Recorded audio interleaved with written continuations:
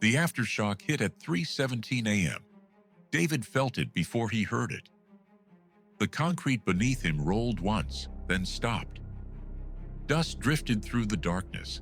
Something heavy crashed somewhere above. Not outside, inside the building. David reached out immediately. Found Mara. Found Lucas. Pulled both closer against the only wall he still trusted. Nobody moved. Nobody spoke. He flicked his lighter. The ceiling looked lower, only by inches.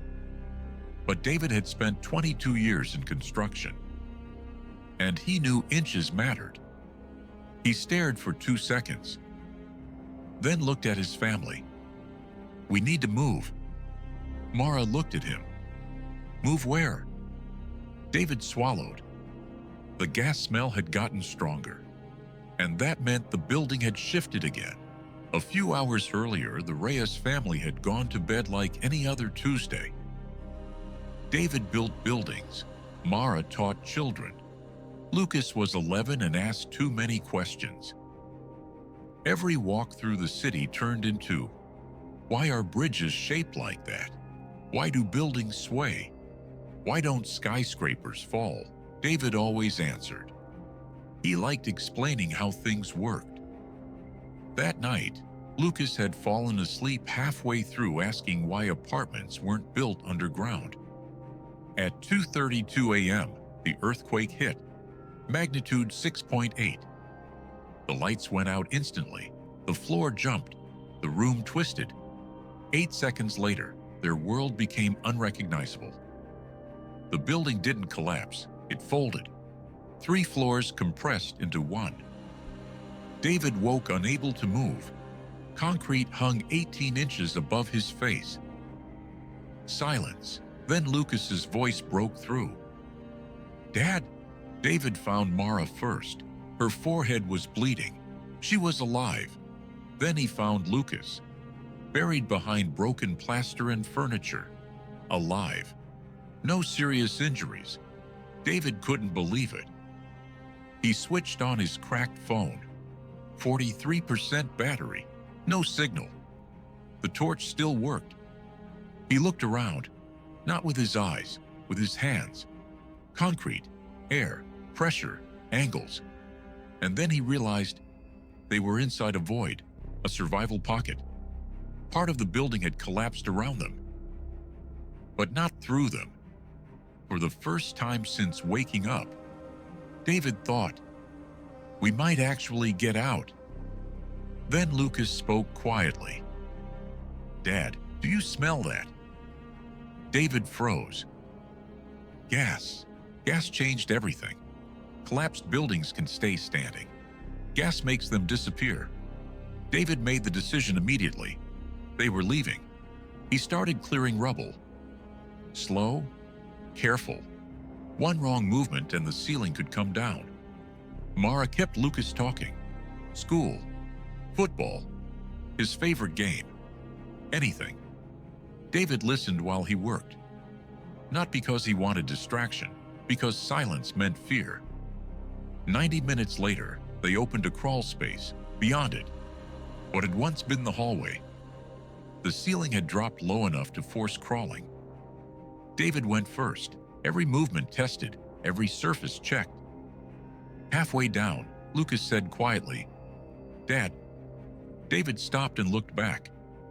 Lucas said, "The floor slopes." David checked. Lucas was right. The hallway wasn't level. It dropped toward the stairwell, a possible way down. David looked at his son. Maybe all those questions had taught him something. The stairwell wasn't there anymore. It had collapsed. But on the opposite side, there was a gap. Small. Too small. David looked. Mara looked. Lucas looked. Nobody said anything. Then Lucas broke the silence. "I fit." Mara immediately replied, "No." David didn't answer. The gas smell had become impossible to ignore. Lucas looked directly at his father. "Dad." He waited. Then he said, "Tell me what to do." David taught him where to place his hands, how to stop, what cracks meant. what sounds mattered. They tied the torch to Lucas's wrist. David repeated the instructions, twice. Then, David watched his son disappear. Silence. 30 seconds. 40. 60. David couldn't breathe. 90 seconds. Then Lucas shouted back, "Dad!" His voice echoed through the concrete. "There's stairs." A moment later, he added, "And I can see light." Everything became movement. David widened the opening. Concrete, steel, dust, blood. Mara worked beside him. Neither of them spoke. Lucas kept the torch pointed toward them, like a lighthouse. Eventually, Mara squeezed through. Then David, halfway, he got stuck. His shoulders pinned, concrete pressing into his chest, gas thick in the air. He pushed, nothing. For 1 second, he thought, "This is it." Then Mara grabbed his hand. Lucas pulled, and suddenly, he was through. Fresh air. Weak. Moving. Real. David looked up. Gray dawn. They climbed.